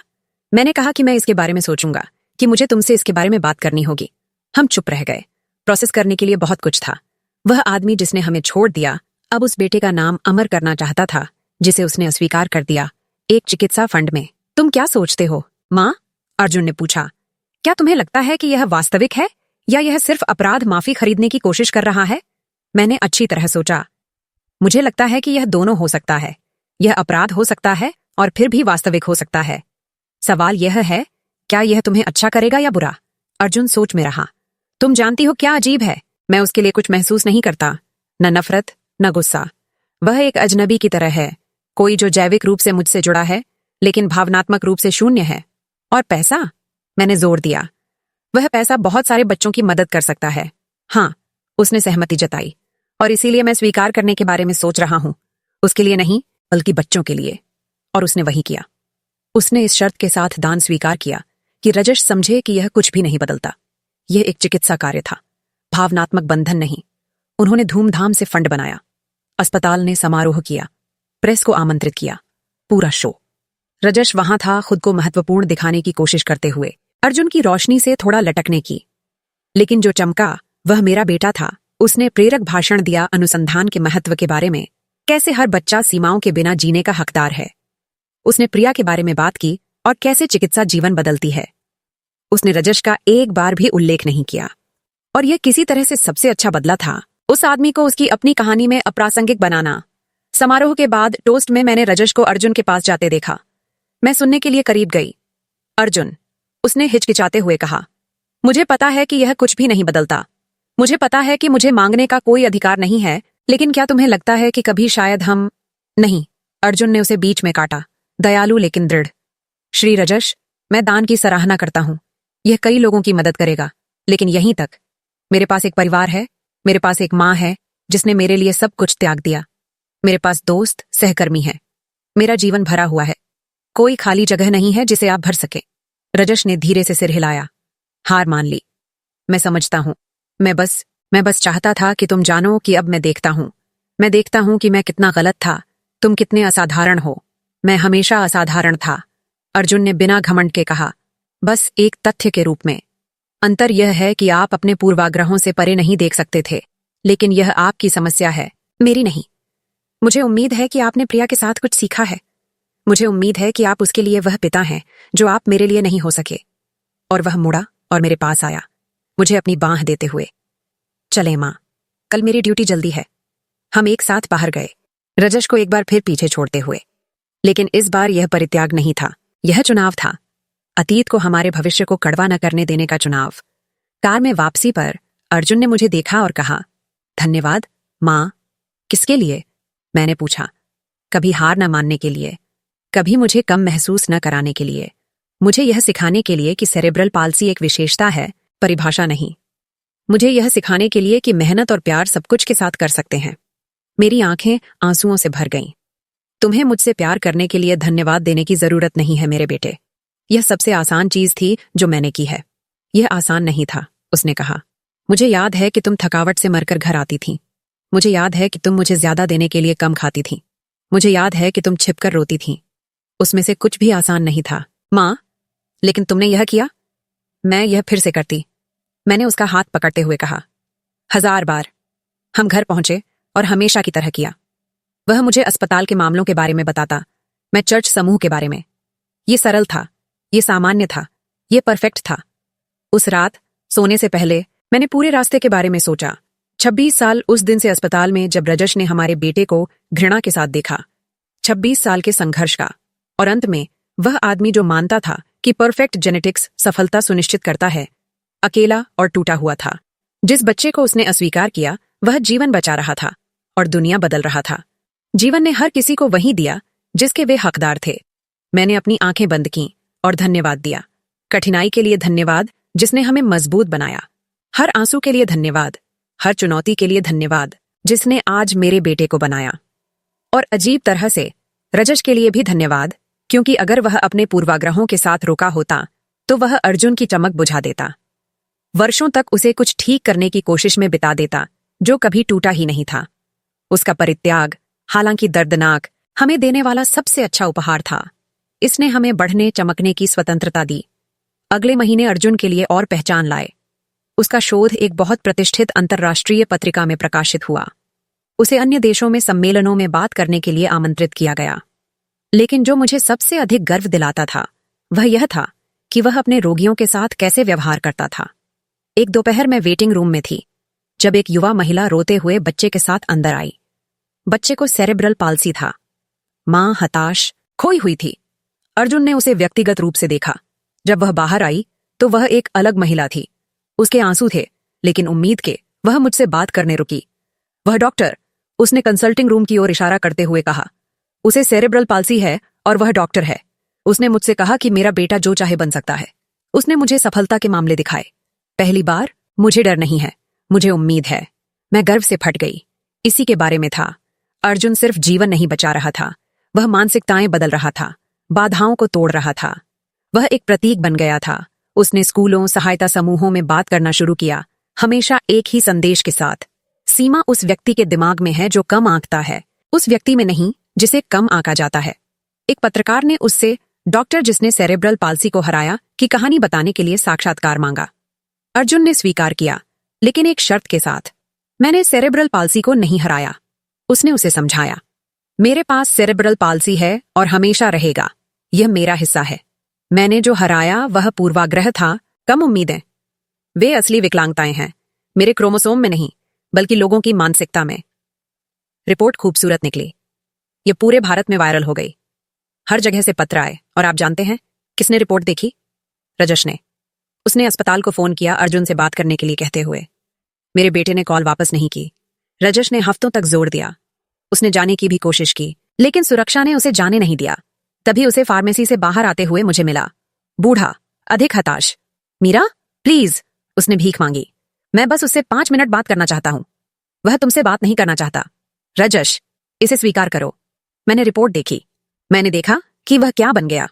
मुझे उसे बताने की जरूरत है कि मैं गलत था, कि मुझे खेद है। तुमने यह कई बार कहा है। माफी अतीत को नहीं बदलती। मुझे पता है। वह लगभग चिल्लाया। लेकिन मुझे कोशिश करने की जरूरत है। मुझे यह जानने की जरूरत है कि मुझे रोज पछतावा है। रोज जब मैं प्रिया को देखता हूं तो मैं उसके बारे में सोचता हूं, मैंने क्या खोया? वह बिना मेरे क्या बन गया? मैंने उस आदमी को देखा और कुछ महसूस नहीं किया। न दया, सिर्फ थकान। रजश, तुम अपने बारे में बेहतर महसूस करने के लिए माफी चाहते हो, लेकिन माफी तुम्हारे बारे में नहीं है। यह उस व्यक्ति के बारे में है जिसे तुमने चोट पहुंचाई। और अर्जुन को आगे बढ़ने के लिए तुम्हें माफ करने की जरूरत नहीं है। उसने पहले ही इसे पार कर लिया है। तुम एक भूत हो जिसे उसने पीछे छोड़ने का फैसला किया। और तुम, उसने पूछा, क्या तुम मुझे माफ करती हो? मैंने उन सभी रातों के बारे में सोचा जब मैं अकेली रोई, भूख, पीठ दर्द। नहीं, मैंने कहा, मैं तुम्हें माफ नहीं करती, लेकिन मैं नफरत भी नहीं रखती।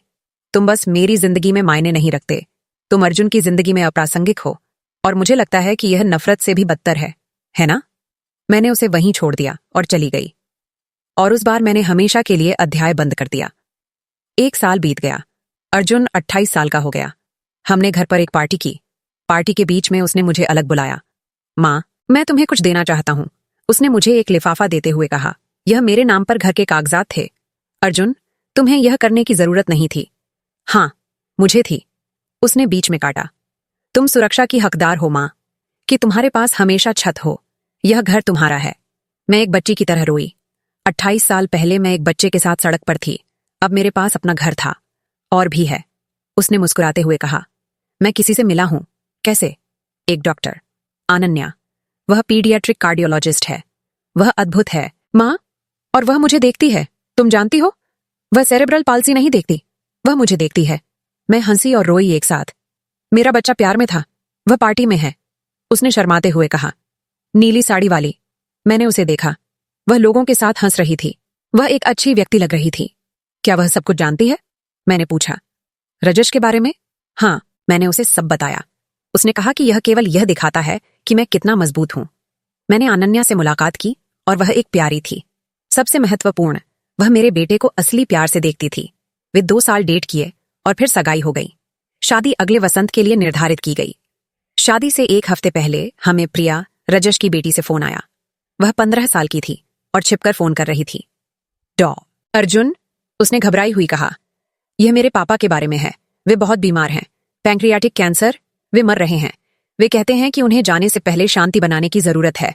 अर्जुन ने मेरी ओर देखा। मैंने बस कहा कि यह उसका निर्णय है। प्रिया, अर्जुन ने कहा, मुझे बहुत खेद है, लेकिन मुझे नहीं पता कि मैं उसे वह दे सकता हूं जो वह चाहते हैं। मैं समझती हूं, उसने रोते हुए कहा। मैं बस धन्यवाद देना चाहती थी। आपने मेरी जान बचाई और इस बात के बावजूद कि मेरे पापा कौन हैं, आपने मुझे कभी अलग नहीं समझा। तुम्हें अपने पिता की गलतियों का बोझ नहीं उठाना है, अर्जुन ने उससे कहा। फोन के बाद वह सोच में रह गया। अंततः उसने जाने का फैसला किया। रजश के लिए नहीं, बल्कि खुद के लिए, चक्र को बंद करने के लिए। मैं उसके साथ गई। रजश एक सरकारी अस्पताल में था, एक साझा कमरे में। वह हड्डियों में था, पीला। तुम आए? उसने फुसफुसाया। मैं आया, अर्जुन ने दूर से कहा। प्रिया के लिए, तुम्हारे लिए नहीं। मुझे उम्मीद नहीं थी कि तुम आओगे। मैं तुम्हारी मृत्यु को आसान बनाने के लिए नहीं आया, अर्जुन ने कहा। मैं अपने लिए कुछ चीजें कहने आया हूं। रजश ने सिर हिलाया। मैं तुमसे कह सकता था कि मैं तुम्हें माफ करता हूं, लेकिन यह झूठ होगा। मैं तुम्हें माफ नहीं करता। जो तुमने मुझे किया उसके लिए नहीं, यह पहले ही हो चुका, बल्कि जो तुमने मेरी मां के साथ किया उसके लिए। तुमने उसे एक नवजात शिशु के साथ सड़क पर छोड़ दिया। तुमने उसे अपनी पीठ तोड़ने के लिए मजबूर किया। उसने मेरे लिए अपना जीवन बलिदान कर दिया, जबकि तुम अपना परफेक्ट जीवन बना रहे थे। रजश रो रहा था। इसीलिए मैं शांति से नहीं मर सकता। और तुम्हें नहीं करना चाहिए, अर्जुन ने कहा। उस वजन को अंत तक ढो, क्योंकि कार्यों के परिणाम होते हैं। मैं बस चाहता था कि तुम जानो, रजश ने कहा, कि अब मैं देखता हूं कि तुम असाधारण हो, कि मैं अंधा था। मैं एक अविश्वसनीय बेटे को जानने से चूक गया। तुम सही हो, अर्जुन ने जवाब दिया। तुम सब कुछ चूक गए। मेरे पहले कदम, मेरा ग्रेजुएशन, मेरा जीवन। और सबसे दुखद बात यह है कि तुम इसे मजबूरी से नहीं चूके, बल्कि चुनाव से। लेकिन मैं तुम्हें एक चीज के लिए धन्यवाद देता हूं। अगर तुम रुके होते तो तुम मेरे बचपन को जहर दे देते। तुम्हारे परित्याग ने मुझे मुक्त कर दिया। मैं माफी के लायक नहीं हूं, रजश ने फुसफुसाया। नहीं, लेकिन मैं तुम्हें कुछ बेहतर दूंगा। उदासीनता। तुम अब मेरे दिल में जगह नहीं लेते और मैं बिना पीछे मुड़े अपना जीवन खुशी से जारी रखूंगा। अच्छा, और मैं अगले हफ्ते शादी कर रहा हूं, और अगर मेरे बच्चे होते हैं तो वे केवल एक दादा को जानेंगे। हालांकि वह मेरे पैदा होने से पहले मर गए, क्योंकि पिता वह है जो पालता है, और तुम कभी मेरे पिता नहीं थे। हम वहां से निकले। हॉल में अर्जुन ने गहरी सांस ली। मैं मुक्त हूं, उसने मुझसे कहा। रजश 3 दिन बाद मर गया। अर्जुन ने शिष्टाचार से प्रिया को फूल भेजे, लेकिन अंतिम संस्कार में नहीं गया। शादी के दिन चर्च प्यार से भरा था। अनन्या खूबसूरत लग रही थी, और जब दूल्हे को प्रवेश करने का समय आया तो कोई पिता नहीं था, लेकिन मां थी। मैं उसके साथ वेदी तक चली। दिल से गर्व फट रहा था। व्रतों में अर्जुन अनन्या को प्यार का वादा करने से पहले मेरी ओर मुड़ा। अनन्या से प्यार का वादा करने से पहले मुझे अपनी मां को धन्यवाद देना है। मां, तुमने मुझे सिखाया कि बिना शर्त प्यार क्या है। तुमने मुझे सिखाया कि एकमात्र असली विकलांगता प्यार की कमी है। मैं जो कुछ भी हूं वह तुम्हारे कारण है। सभी रो रहे थे। पार्टी में अपने बेटे को वाल्ट्स नृत्य करते देखते हुए मैंने सोचा कि हम कितनी दूर आए। जीवन में ये विडंबनाएं हैं। वह आदमी जिसने हमें छोड़ दिया, अकेला और पछतावे में मरा, और हम दोषपूर्ण एक जीवन बनाया जो प्यार और सफलता से भरा था। आज अपने 63 साल में मैं तुमसे कहती हूं, हर आंसू इसके लायक था। और अगर मैं समय वापस ला सकती तो मैं कुछ नहीं बदलती, क्योंकि हर चुनौती ने उस असाधारण आदमी को बनाया जो मेरा बेटा है। शादी के बाद अर्जुन और अनन्या ने अपना घर बनाया। वे पास रहे ताकि अर्जुन मेरी देखभाल कर सके। अनन्या एक बेटी की तरह बन गई। महीने बाद अनन्या ने मुझे बताया कि वे एक बच्चे की उम्मीद कर रहे थे। मैं दादी बनने जा रही थी। मेरा दिल खुशी से भर गया। और अगर बच्चे को कोई विशेष स्थिति है? मैंने सावधानी से पूछा। अनन्या ने मुस्कुराते हुए मेरा हाथ पकड़ा। तो हम उसे वैसे ही प्यार करेंगे जैसे वह है। अर्जुन ने मुझे सिखाया कि प्यार सीमाओं को नहीं देखता। 9 महीने बाद एक लड़की पैदा हुई। परफेक्ट रूप से स्वस्थ, लेकिन भले ही वह नहीं होती, हम उसे उतना ही प्यार करते। उन्होंने उसका नाम मीरा रखा, मेरे नाम पर, क्योंकि तुम मुझे दिखाया कि एक मां कितनी ताकतवर हो सकती है, अर्जुन ने समझाया। जब मैंने उस छोटी मीरा को अपनी बाहों में पकड़ा तो मैंने पूरे चक्र को देखा, पीड़ा से खुशी तक, संघर्ष से शांति तक। अर्जुन का करियर और भी चमका, उसे राष्ट्रीय पुरस्कार मिले, उसकी किताबें मेडिकल स्कूलों में पढ़ाई जाने लगीं, लेकिन सबसे महत्वपूर्ण, उसने हजारों परिवारों को प्रभावित किया। मुझे गिनती नहीं है कितनी माताओं ने मुझसे संपर्क किया यह कहने के लिए कि अर्जुन की कहानी ने उन्हें उम्मीद दी, कि उन्होंने डॉक्टरों द्वारा अपने बच्चों के बारे में कही गई बातों को मानना बंद कर दिया और संभावनाओं पर विश्वास करना शुरू कर दिया। वर्षों बाद जब अर्जुन 35 था और छोटी मीरा 7, हमने एक पारिवारिक रविवार मनाया। हम बगीचे में थे, छोटी मीरा फूलों के बीच दौड़ रही थी, अनन्या नींबू पानी परोस रही थी। अर्जुन मेरे बगल में बैठा था। तुम किस बारे में सोच रही हो मां? उसने पूछा। यह सब कितना अविश्वसनीय है, मैंने कहा। कितनी दूर हम आए। हम? उसने मुस्कुराया। तुम मां, तुम हमें यहां लाई। हम दोनों। मैंने ठीक किया। तुमने कभी हार नहीं मानी, मैंने कभी तुम्हारा विश्वास नहीं खोया। ये टीम वर्क था। उसने मुझे गले लगाया। सबसे अच्छी टीम दुनिया में। उस शाम जब सब चले गए, मैं अकेली बैठी और सोचा कि अगर 25 साल पहले के अस्पताल में युवा मीरा खुद को आज देख सकती, एक बच्चे के साथ अकेली, टूटी हुई, डरी हुई। उसे कभी विश्वास नहीं होता कि यह सब संभव था, लेकिन यह था। और यह इसलिए था क्योंकि हमने हार नहीं मानी, क्योंकि हमने प्यार चुना, क्योंकि हमने दूसरों को हमें परिभाषित नहीं करने दिया। मैंने खिड़की से बाहर देखा, तारों से भरा आकाश, और मुस्कुराई। रजश अपने अफसोस के साथ गया। हम यहां थे, जीवित, खुश, प्यारे, और वह सबसे अच्छी जीत थी। दोस्तों, इस कहानी को यहां समाप्त करने से पहले मुझे आपसे कुछ बहुत महत्वपूर्ण बातें साझा करनी हैं। कुछ सबक जो मैंने इस यात्रा में सीखे। जीवन का सबक। पहला सबक, प्यार सीमाओं को नहीं देखता। जब अर्जुन पैदा हुआ तो दुनिया ने मुझसे कहा कि मैं क्या उम्मीद कर सकती हूं और क्या नहीं। डॉक्टरों ने सीमाओं की बात की, शिक्षकों ने संदेह किया, यहां तक कि उसका पिता भी उसमें संभावना नहीं देख सका। लेकिन मैंने सीखा कि जब आप बिना शर्त प्यार करते हैं, न कि इसलिए कि कोई परफेक्ट है, बल्कि इसलिए कि वे आपके हैं, तो जादू होता है। वह प्यार चमत्कार बनाता है। हर माता पिता जो यह सुन रहे हैं, जिनके बच्चे को विशेष जरूरतें हैं, तुम्हारा बच्चा टूटा नहीं है, वह अलग है, और उस अंतर में अविश्वसनीय ताकत छिपी है। दूसरा सबक, असली विकलांगता पूर्वाग्रह में है। अर्जुन के पास सेरेब्रल पाल्सी है। यह एक तथ्य है, इनकार नहीं। लेकिन वह सेरेब्रल पाल्सी नहीं है। वह एक डॉक्टर है, एक शोधकर्ता है, एक बेटा है, एक पति है, एक पिता है। वह अपनी स्थिति से कहीं अधिक है। समाज की असली समस्या यह नहीं है कि विशेष जरूरतों वाले बच्चे हैं। समस्या यह है कि हम उन्हें उनके निदान से परिभाषित करते हैं। हम उनके लिए कम उम्मीद रखते हैं, इससे पहले कि हम उन्हें कोशिश करने का मौका दें। रजश ने अर्जुन को खो दिया क्योंकि वह सेरेब्रल पाल्सी से आगे नहीं देख सका। वह डॉक्टर, शानदार दिमाग, दयालु दिल नहीं देख सका जो उस बच्चे के अंदर था। पूर्वाग्रह ने उसे अंधा बना दिया। और अंत में सबसे अक्षम व्यक्ति रजश था, न कि अर्जुन। तीसरा सबक, एक मां की ताकत असीमित है। मैं तुमसे झूठ नहीं बोलूंगी। वे सालों में ऐसे पल थे जब मैं रोना चाहती थी, हार मानना चाहती थी। रातें जब मैं थकावट से गिरती थी, सुबह जब मैं नहीं जानती थी कि कहां से पैसे आएंगे। लेकिन हर बार जब मैंने अर्जुन के चेहरे को देखा, उसकी मुस्कान, उसकी आंखों में दृढ़ संकल्प, जीने की उसकी इच्छा, मुझे ताकत मिली जो मुझे नहीं पता था कि मेरे पास थी। माताओं के पास एक अलौकिक शक्ति है। जब दुनिया कहती है असंभव, हम कहते हैं देखो मुझे। जब वे कहते हैं छोड़ दो, हम कहते हैं कभी नहीं। तुम अपने बच्चे के लिए पर्याप्त मजबूत हो। भले ही तुम थकी हुई महसूस करो, हार मानने जैसा, तुम्हारे अंदर एक शक्ति है। मुझ पर विश्वास करो। चौथा सबक, परित्याग कभी कभी एक आशीर्वाद हो सकता है। यह कहना अजीब लग सकता है, लेकिन यह सच है। अगर रजश रुका होता तो वह अर्जुन को बदलने की कोशिश में साल बिता देता, उसे ठीक करने की कोशिश करता, उसे परफेक्ट बनाने की कोशिश करता। वह कभी अर्जुन को अर्जुन नहीं होने देता। उसका परित्याग, हालांकि दर्दनाक, हमें आजादी दी, हमारे तरीके से बढ़ने की, अपने सपनों का पीछा करने की, दूसरों की अपेक्षाओं के बोझ के बिना चमकने की। कभी कभी जो लोग हमें छोड़ देते हैं, वे हमें सबसे बड़ा उपहार देते हैं, अपने रास्ते बनाने की स्वतंत्रता। पांचवां सबक, माफी जरूरी नहीं है। शांति के लिए रजश माफी मांगते हुए मरा। अर्जुन ने उसे माफ नहीं किया, और यह ठीक था। माफी उसकी जिम्मेदारी नहीं थी।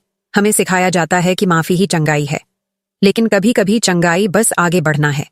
यह स्वीकार करना है कि किसी ने हमें चोट पहुंचाई, लेकिन उन्हें हमारे भविष्य को परिभाषित नहीं करने देना।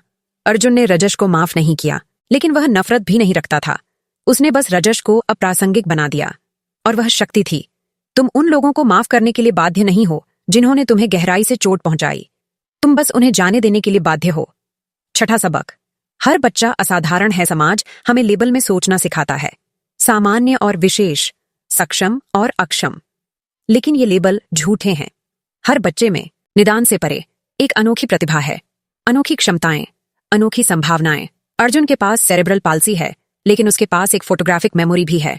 विज्ञान के लिए एक असाधारण उपहार, एक दयालु दिल। तुम्हारा काम माता पिता के रूप में वह उपहार खोजना है, उसे पोषित करना, दुनिया को इसे देखने में मदद करना। अब कुछ व्यावहारिक सलाह उन सभी के लिए जो समान स्थितियों से गुजर रहे हैं।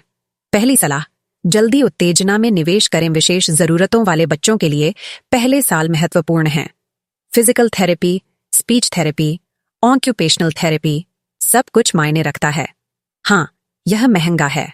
हाँ, यह थका देने वाला है, लेकिन वे निवेश आपके बच्चे के भविष्य को बदल देंगे। मुफ्त सरकारी कार्यक्रमों की तलाश करें, एनजीओ, सहायता समूह। दूसरी सलाह, समावेशी शिक्षा के लिए लड़ें। विशेष स्कूल अपनी जगह पर हैं, लेकिन यदि आपका बच्चा सक्षम है तो समावेशन के लिए लड़ें। अन्य बच्चों के साथ होना, चुनौतियों का सामना करना, यह विकास को उत्तेजित करता है। शिक्षकों से लड़ने के लिए तैयार रहें जो संदेह करते हैं। साबित करने के लिए तैयार रहें कि आपका बच्चा सक्षम है। यह आसान नहीं होगा, लेकिन यह इसके लायक है। तीसरी सलाह, अपने बच्चे को भविष्य के बारे में सपने देखने। डॉक्टर बनना चाहते हैं, इंजीनियर, कलाकार, यथार्थवादी होने के नाम पर उन सपनों को मत मारो। हाँ, चुनौतियां होंगी, हाँ, बाधाएं होंगी, लेकिन इतिहास लोगों से भरा है जिन्होंने असंभव हासिल किया। अपने बच्चे को ऊंचा सपना देखने दें और उन्हें वहां पहुंचने के लिए उपकरण दें। चौथी सलाह, अपने स्वास्थ्य की उपेक्षा न करें। मैं वर्षों तक जीवित रही हर चीज को अर्जुन पर केंद्रित करते हुए मैंने अपने स्वास्थ्य की अनदेखी की और लगभग कीमत चुकाई। आप एक खाली कप से नहीं उंडेल सकते। अपनी देखभाल करें ताकि आप अपने बच्चे की देखभाल कर सकें। डॉक्टर के पास जाएं, सही खाएं, आराम करें जब आप कर सकें। पांचवी सलाह, एक समर्थन नेटवर्क बनाएं। अकेले मत करो। अन्य माता पिता खोजें जो समझते हैं। समर्थन समूहों में शामिल हों। ऑनलाइन समुदायों से कनेक्ट करें। कठिन दिनों में वे लोग आपकी रस्सी होंगे। वे समझेंगे जब कोई और नहीं समझता। छठी सलाह, छोटी जीतों का जश्न मनाएं। आपका बच्चा अकेले बैठ गया, जश्न मनाएं। पहला शब्द बोला, जश्न मनाएं। स्कूल में दोस्त बनाया, जश्न मनाएं। दुनिया बड़ी उपलब्धियों के लिए ताली बजाती है, लेकिन आप जानते हैं कि असली जीत छोटे दैनिक चमत्कारों में है। उनका जश्न मनाएं। आज 75 साल की उम्र में मैं पीछे मुड़कर देखती हूँ और देखती हूँ कि सब कुछ एक कारण से हुआ। दर्द, संघर्ष, आंसू, सब कुछ हमें यहाँ ले आया। एक जगह जहां मेरा बेटा जीवन बचाता है, जहां वह अन्य माता पिता को उम्मीद देता है, जहां वह साबित करता है कि कुछ भी असंभव नहीं है। मैं मुंबई के बांद्रा में अपने आरामदायक घर में बैठी हूँ, खिड़की से अरब सागर को देखती हुई। अर्जुन अस्पताल में है, जीवन बचा रहा है। अनन्या बगल के कमरे में है, छोटी मीरा को होमवर्क में मदद कर रही है। यह शांति, यह खुशी, यह हर दर्द के लायक थी। और रजश, वह इतिहास है, एक पाठ, एक चेतावनी, लेकिन मेरी कहानी का हिस्सा नहीं। मेरी कहानी अर्जुन के बारे में है, हमारी ताकत के बारे में है, प्यार के बारे में है जो सब कुछ जीतता है।